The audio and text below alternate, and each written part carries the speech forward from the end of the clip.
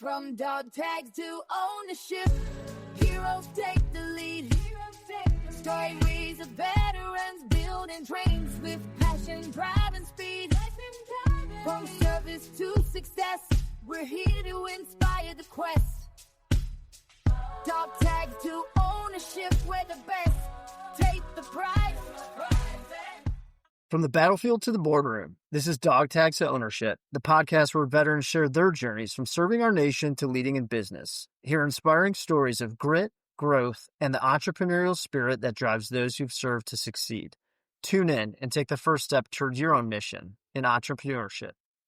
Military One Percenters, welcome to DogTags to Ownership, where once a week we interview veterans who charted a path towards entrepreneurship.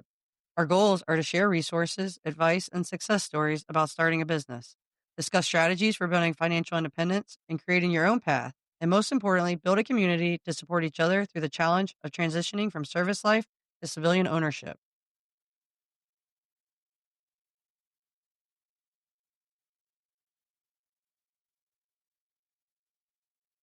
We are extremely excited to introduce our guest to the show today, Leroy Brown, a U.S. Marine Corps veteran and the creator of Leroy Brown Art, showcasing his original and profound artwork. Leroy, welcome to the podcast, and thank you so much for joining us to discuss your journey. And before I get to you, I just want to say you are now our back-to-back Marine. So this is like a new territory for Matt and I, talking to all these Marines at once. So with that, could you just tell our listeners a little bit about yourself and your military service? Hoorah. Well, thank you. Thank you, Julie. We're back. Thank you, Julie and Matt. I'm glad to be here, and I'm glad to be in conjunction with another Marine. So I'm Leroy Brown. People call me Leroy Brown. I go by the name of Leroy Brown. I'm originally from Natchez, Mississippi. Born and raised. Been an artist all my life. Started painting in the 7th grade, but I've been into art since I was in elementary. I joined the Marine Corps at 19. A lot of my peers were joining the Marine Corps. I wanted to get out of Mississippi. Wanted to get out of mom's house and wanted to, kind of like get out of the nest, if you will. Spent 20 years in the Marine Corps. I got married not as soon as I joined the Marine Corps, but like 3 years after. So we're approaching 22 years here, have a family. I have an entrepreneurship, bachelor's degree in entrepreneurship, as well as I'm seeking a master's in business. I'm about 3 classes away from my master's. I live here in Virginia.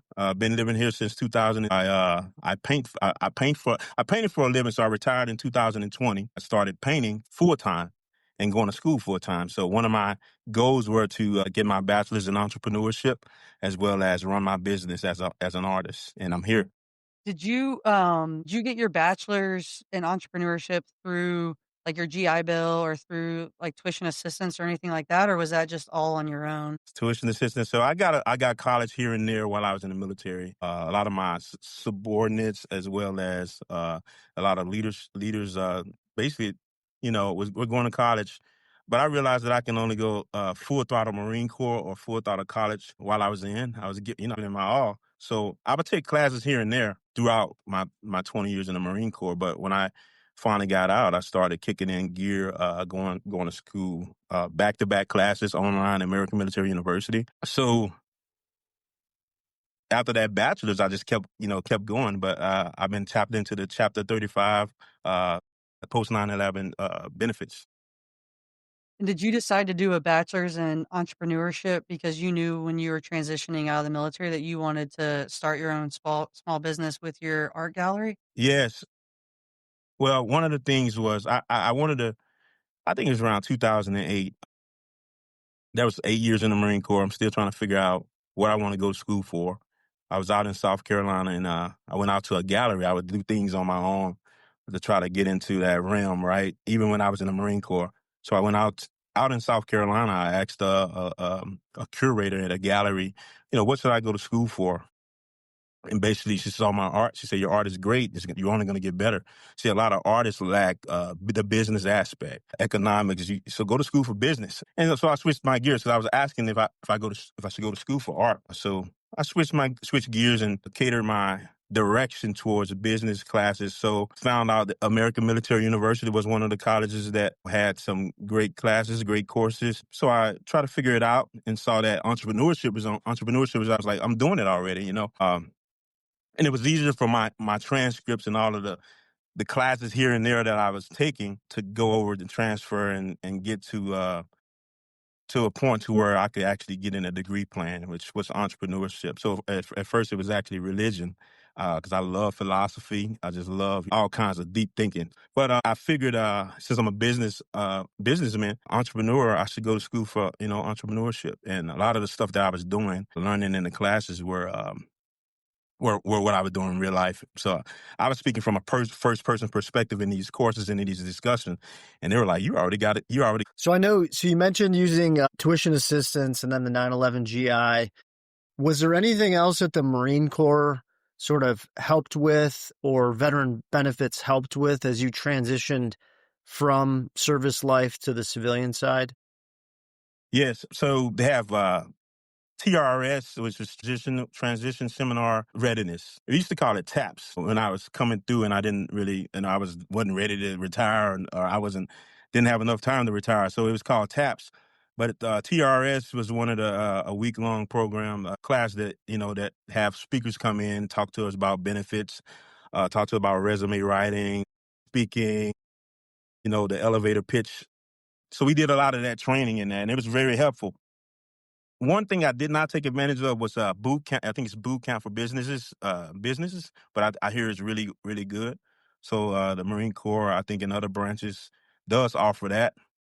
But I took full advantage of TRS, which everybody in there was going in there into the fact that they did not know what they were going to do. All they knew is, I want to go back into the government. But me, on the other hand, I wanted to go into business. So a lot of the stuff that I was learning really didn't apply to me because I was already, in my mind, I was already wanting to work for myself. I knew exactly what I wanted to do. I wanted to go to school full time, online that is, and run a business. One of the advantages I have is my wife works.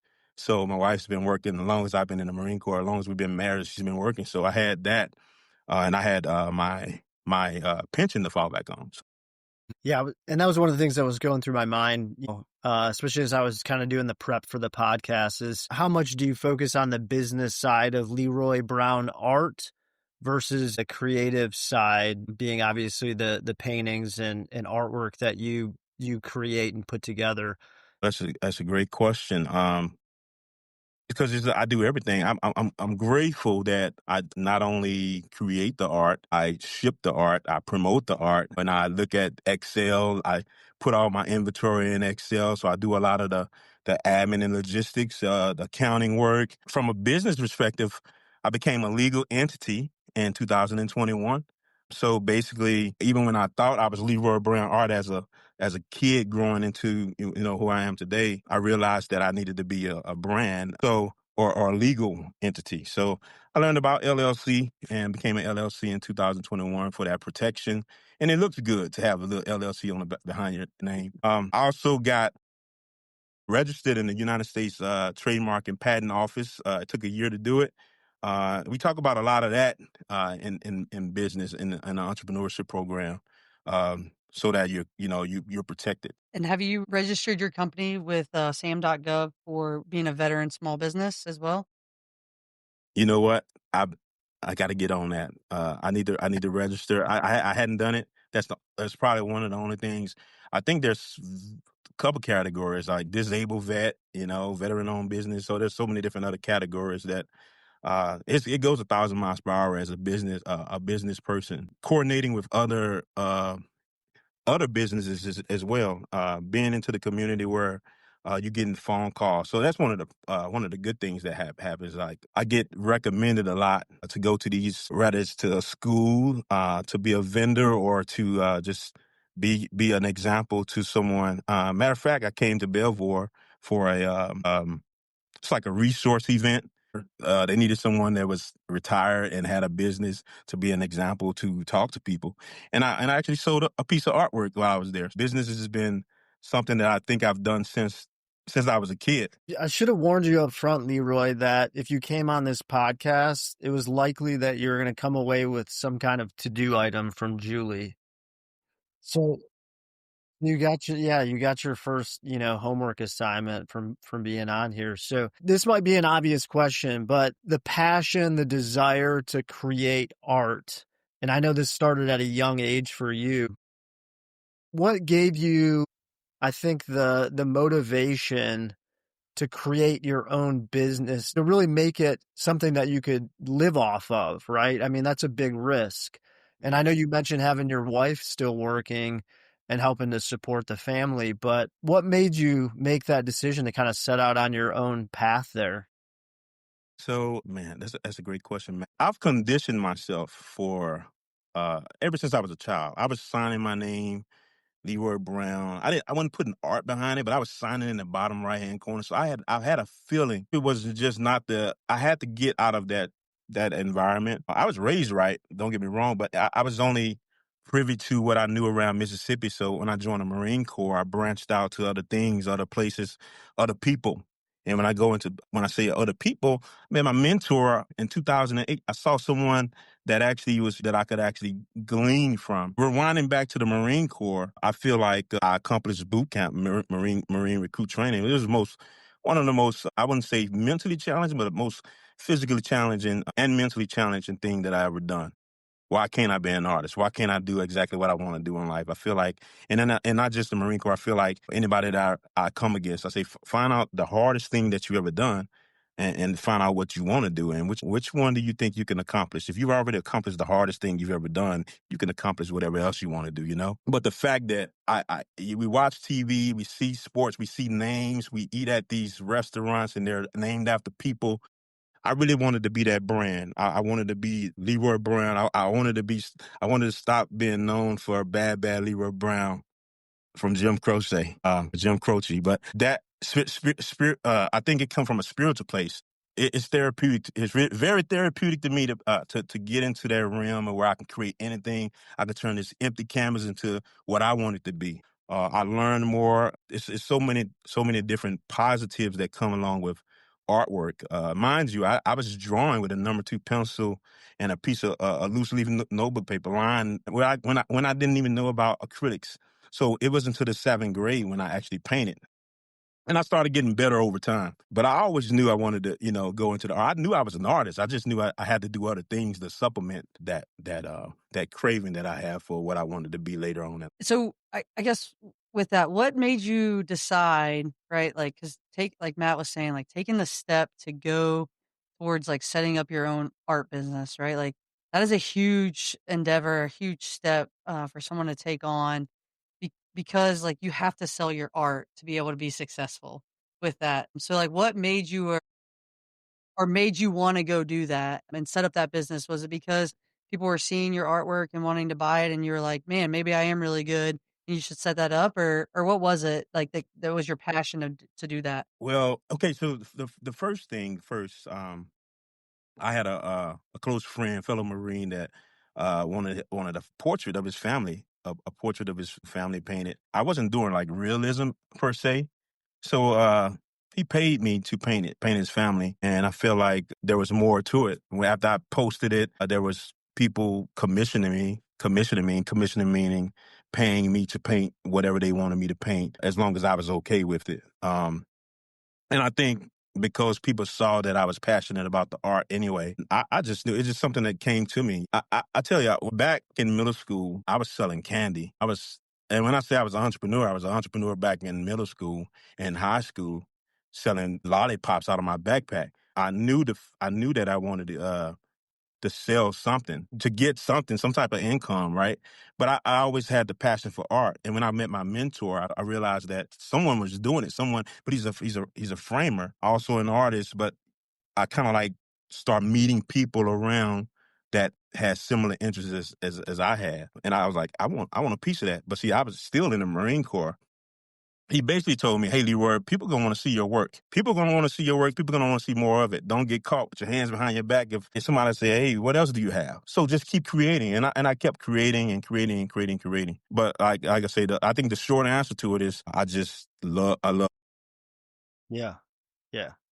And I know you've got your website established. I went on there.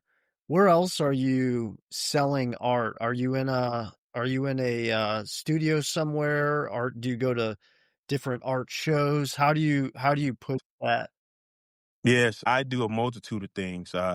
I right now I'm in my basement, which is part. It was unfinished at first, but I have a studio, in-home studio. I sell virtually. I also sell in person as a vendor. I'm on a recurring list.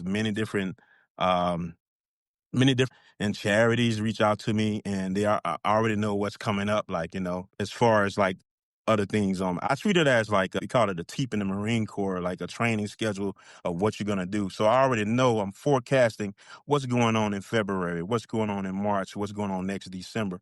Been hanging in the square, this store marketplace called the Square in Potomac Mills.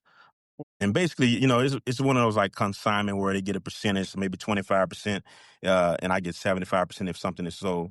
Also, Veterans Growing America. I don't know if you've been in there. It's in Woodbridge, in the Stonebridge Plaza.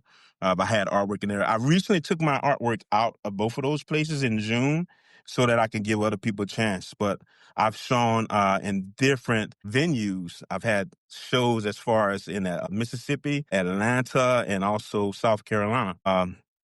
And I've been doing some stuff with CTI Real Estate in Fredericksburg. I've also done some shows, some pop-up shows in a couple of breweries in Fredericksburg as well. But anybody can actually go to my website and purchase it and I'll ship it. Vendor events. I just left Silver Spring a couple of weeks ago. I was in Silver Spring, Maryland.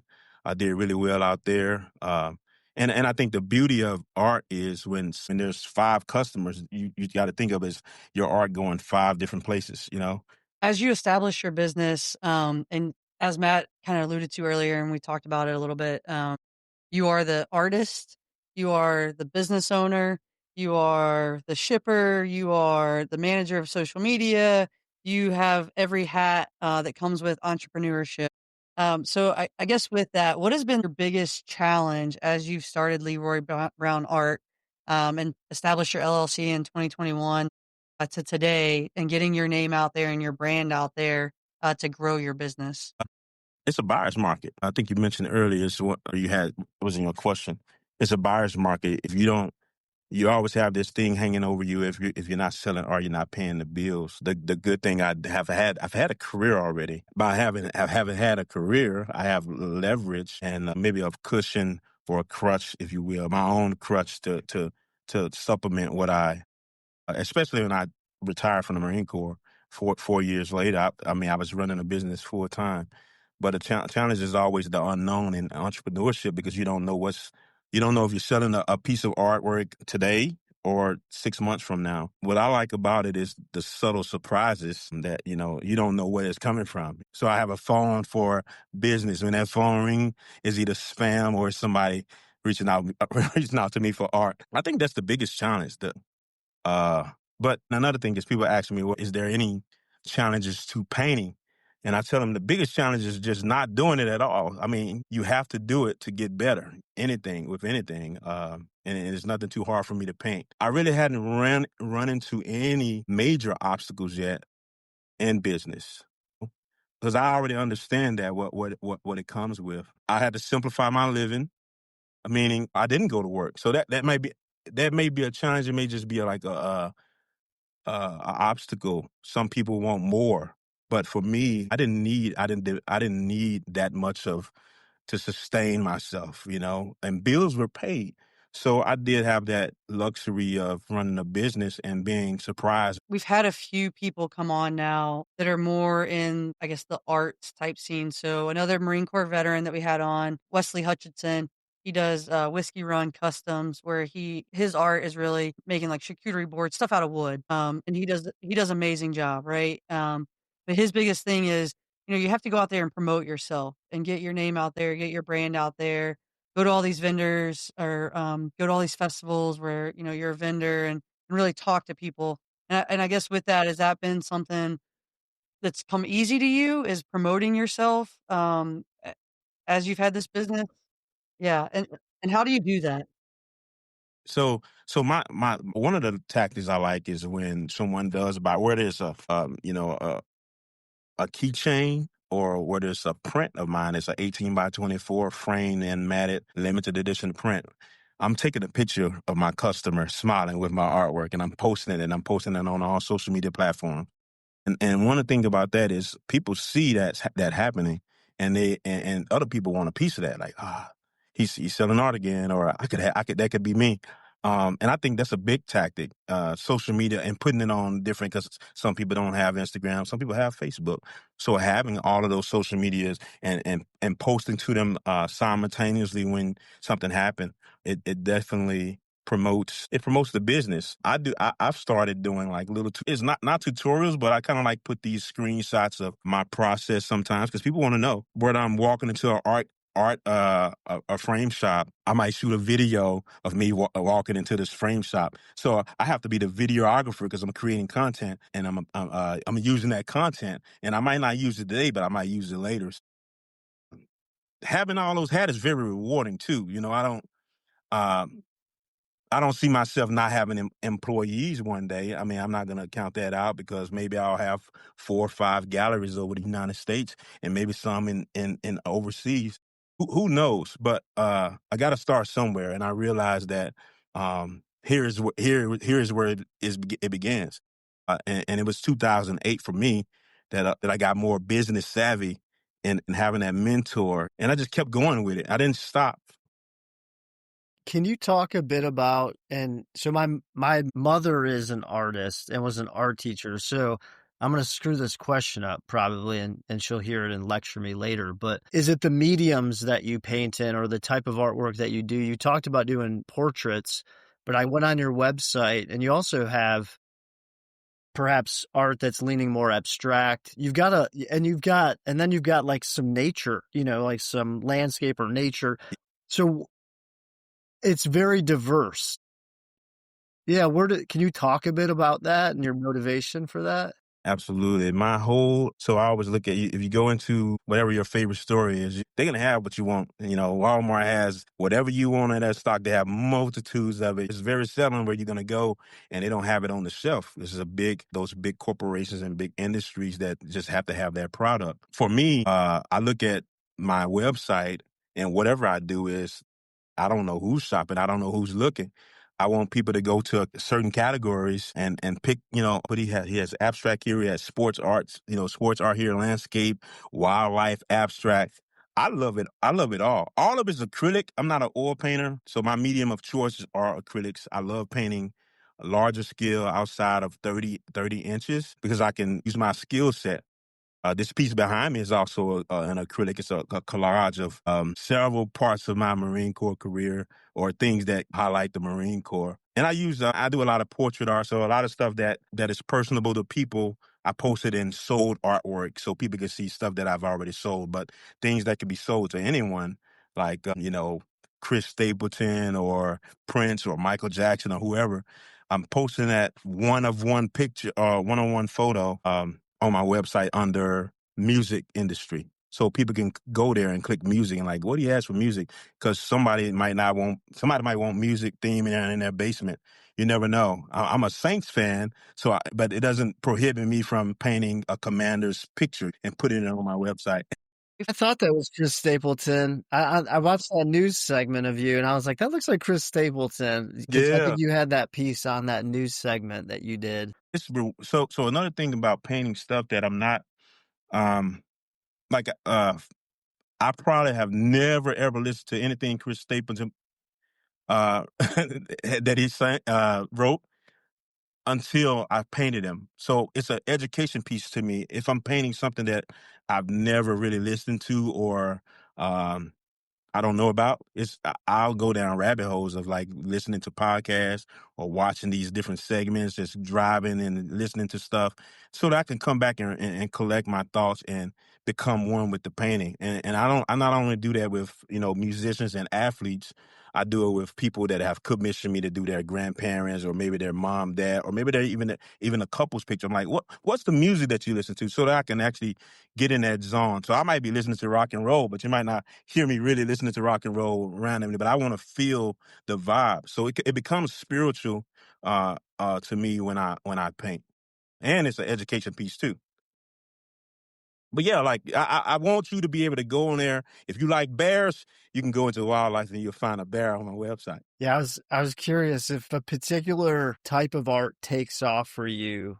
Does that become, what you're doing all the time? Or do you try to, remain flexible on that? Good question. Good question, because the pictures you see with no faces, more of like the church art. Mhm. I grew up in church. I grew up in church. I would say spiritually rich, but financially not there. But we didn't hurt for anything. And I was brought up around Bible fearing, God fearing people. My uncles, my aunties, my cousins, my grandmother. And I think that the type of art I like to tell a story, and it's that type of art sells the most, because I'm sitting there and I'm talking, and before you know it, the customer or the client has already made up their mind about what they want to purchase from me. So that's not going to lean me towards just painting that. I'm going to continue to paint because I love painting anything. Like literally, I love painting pictures. Period. My medium is just acrylics, but I think I can talk to those pieces. I can talk to all of those pieces, but once I start talking to pieces like the church art, um, one of the things for me was I could not remember scriptures to save my life. My memory was faint with like remembering biblical scriptures. So I would paint like these scripture based artwork, and it became I became a sponge. I started being able to digest and regurgitate those things to people. Like, oh, this is Psalms 100, da da da da da. So it was one of those things that got kind of like connected me to that form of art. And my skill set has evolved over time. I started painting some of the same pictures that I would do in 2006 on a lesser value canvas. I started painting it over now because my budget has changed, my skill set has evolved, and I wanted to see that artwork that I produced in 2006 in another respect. So I really love that art. I love that it's not a realism. It's like almost surrealism because there's long arms. There's exaggeration in there, but it's for your interpretation. And the joy about it is having people elaborate on how they feel, how the art makes them feel. Yeah, and so I guess with that, you had talked about a little bit earlier, you maybe will have some employees at some point, and you maybe some brick and mortars, some art galleries and things, but, like, where do you just see your business, Leroy Brown Art, in the next 5 to 10 years? 5, 10 years. You never know. I mean, for me, I think it's just more clients, more podcasts like today, and I really thank you guys for having me on here. But I want to be that brand and continue to be that brand. I feel like promoting it for me is something that it comes naturally because guess what? It's my name. It's my first and last name. But in 5 to 10 years, I don't think I would be. I work for the government now. I work Department of the Army. And I probably wouldn't be working, probably be going back into full-time art, but I'll still be painting. I'll still be painting. I'll still be selling art across the globe. I want a book written. There's things like that kind of that I have goals to do. I have 5 to 10 minute goals. So That's the thing for a lot of entrepreneurs is just trying to map out today, tomorrow, the next year, but then setting that goal for where you wanna be come 5 to 10 years, so I think you have the goal there, it's just a matter of you making it to it, at this point. absolutely, absolutely. Thank you. Yeah, maybe illustrating a book would be pretty cool Yeah. with I Yes, mean, yeah, you're super talented, so lots thank of you. options for you. You're a mind reader, Matt. I want to basically tell how I got here, how I got to this point, how I'm doing it, how I did it, and I wanted it to be a graphic novel. But I not only want to do a graphic novel, I want to also do where there someone can read about that as well. But definitely, a graphic novel is coming. Or do a kid's book too. Absolutely, Julie and I are in that range right now with kids that just devour books like one after another. So it's like, I mean, it seems like a big thing. Like there's a lot of authors that are coming out with the kids' books. So absolutely. especially with art, right? Because kids are drawn to the pictures and stuff. So before we get to our last 2 questions, anything that you wanna add, or talk about that we didn't ask you about today, for our listeners or followers? Well, no. So my website, LeroyBrownArt.com, for you guys that are, I have a blog. I've been blogging since 2018. Um, And I want people to get the nuggets and actually keep up with me from those blogs. So you can actually go back, 7 years, almost 8 years, and read about little nuggets and little stuff that happens or has happened or that I want to happen in that blog. It's on my website on all social media platforms. If the algorithm is doing its job, type Leroy Brown Art in. My name will come up, my face will come up, my artwork will come up. And that's pretty much it. All right. Yeah. And I'll tag all your social media and put it in our show notes, your website in our show notes as well. So Matt, I'll turn it over to you for our last two questions. I have a question before my question. Okay. And it wasn't in the questions I sent ahead. I'm curious. You don't have to answer it if you don't want to. Pricing artwork. How do you determine prices on artwork? So great question. It's so many different ways. There's every artist is different. I would tell you, I mean, so there's one thing, okay, yeah, you're looking at some people do materials, all the materials they bought times 5, times 6, times their lucky number. Some people look at the square inches like I do. Some people look at hours, hours of their time. I don't look at hours at all. I go by the square inch. So basically, if I'm doing a 30 by 40, 30 times 40, and I might say I'm right now this year I'm at 25 a square inch. So that 30 times 40 times $2.25 is what they're gonna get. There's different price bracket for if I'm painting Matt or if I'm painting Julie, because I can't sell your picture to anybody else because you're specifically, I don't know her, I don't know him, So now if I was painting like two Rottweilers laying down, then that picture probably can go to anybody, right? So there's a different price range or someone's favorite baseball team or favorite car that can actually go to anybody. You'll never see me paint a picture of someone's grandmother and try to sell it to the open market. Because and then there's a different price range that I would charge. So for that, but people charge differently. It's up to the person. It's also up to the surroundings of what art is selling for in that area. But I look at it like this. There's brands. I studied the Louis Vuittons of the world, the Ralph Laurens, the Givenchy, and all these folks, Tommy Hilfiger or whoever, these fashion designers, and they've done the legwork of, if they're alive or if they're, they passed on, they've done the legwork to be who they are today or the brand who they are today. At some point, there are people that are going to appreciate you for your brand and for your namesake. And I think the light bulb came on for me when I was laying on the couch watching TV, and a PayPal request came in for $1,600, and it's for a little small painting. I was like, if that person trusts and believe in my craft, then a lot of people out there will, and a lot of people out there do. So people will appreciate what you have, your product. If it's realistic. But regardless if it's realistic, someone like Jay-Z can buy your art tomorrow and everything just shoots up.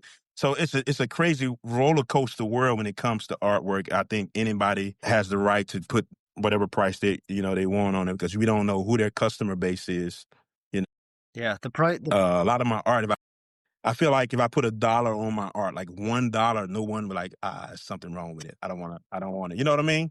So I could literally say right now, everything's $1 and people won't do anything. So I would never do that. But I thought about that, and I usually tell people like, just put what you want on it. Put what you on it, and I try to increase, like just like a bag of chips and the honey bun goes up every January with taxes. Everything, your product, your services should be going up yearly as well. How are you going to get 10 years down the road or 5 to 10 years down the road, like the goals, like the previous question? How am I going to get to the 5-10 year mark if my price is still the same as what I'm doing now?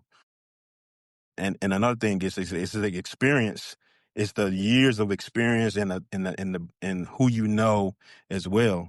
So there's a lot of factors that come to play into the pricing. No, I appreciate the insight, and yeah, ultimately, it's what people will pay, I guess, right? There's Oh, absolutely, some truth to that. Absolutely. I mean, and I tell people, I can promise you, you're not gonna get nobody else's art, but you're gonna get Leroy Brown art, and I'm gonna put my best foot forward, and you're gonna really appreciate it. But if you don't want my art, you're gonna move to the next artist. Sure. So my actual question goes back to my passion being real estate, and I listen to a lot of real estate focused podcasts, and I lean towards those audiobooks and that sort of thing. What do you listen to? What would you recommend, some listeners listen to? Katie Couric has I think it's like the greatest advice ever told. And it's like she talks to between 50 and 100 different people about the advice that they were told. And I feel like that audiobook I play over and over again. That's one. And another one is Earl Nightingale. All I can tell you about the stranger's secret. It's like he had this voice that like, man, I'm gonna turn this off. But if you listen to it for 30 minutes, you're gonna really be sucked into it. I'm like, man, it's a black and white. It's really it's like 1950s. But I'm like, if he's talking about that now and then in 1950s about the stranger's secret to success, and it still applies today. Why not listen to it? So I would play it over. This is around 2010. I would play it over and over again, and I still listen to it. I tell other people to go. YouTube is about 35 minutes long. And Earl Nightingale, he has more things out there. But yeah, that's the audio book. There's a lot out there that I actually encourage people to read or listen to. Yeah, no, I think that's awesome, and we can definitely help kind of promote that for you as we post this to social media and stuff as well. So, all right, Leroy. So the last question, everybody's favorite question. Admiral William McRaven authored the book "Make Your Bed: Little Things That Can Change Your Life and Maybe the World." So, do you make your bed every day? Absolutely, I make the bed every day. Even I'm just pulling the sheet over. 18 inches of white. Yeah. The military rack is no longer here, but it definitely something that I have to do. I think that'll never ever leave me. Being squared away, I don't like clutter. So Totally agree. Leroy, thanks so much. I'm glad we were able to connect today and adjust our schedules to align. It was an absolute pleasure. Thank you. Chatting with you and learning more about your business and your transition from, marine dog tags to business ownership. You have incredible artwork. Thank you. I'd encourage listeners to go out and check your artwork out. And it was very easy to find at LeroyBrownArt.com. So quick Google search. You were the first one. Oh, wow. Everything is working. Absolutely. Thank you, Julie, and thank you, Matt, for having me on here. Military One Percenters, whether you're brainstorming your first business idea, already running a company, or just curious about where to start, DogTags Ownership is the place for you. Please hit that subscribe button to receive all new episodes. Also, if you know someone who has turned their dog tags into ownership, drop us a DM on social media or tag someone. We are always looking for new guests to bring onto the podcast. And as always, Military One Percenters, thank you for your service. Let's continue this journey and working together to write our next chapter. Until next week, keep pushing to turn those dog tags into ownership.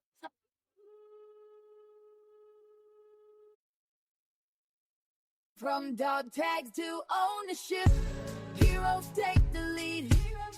Stories of veterans building dreams with passion, drive, and speed. From service to success, we're here to inspire the quest. Dog tags to ownership, we're the best.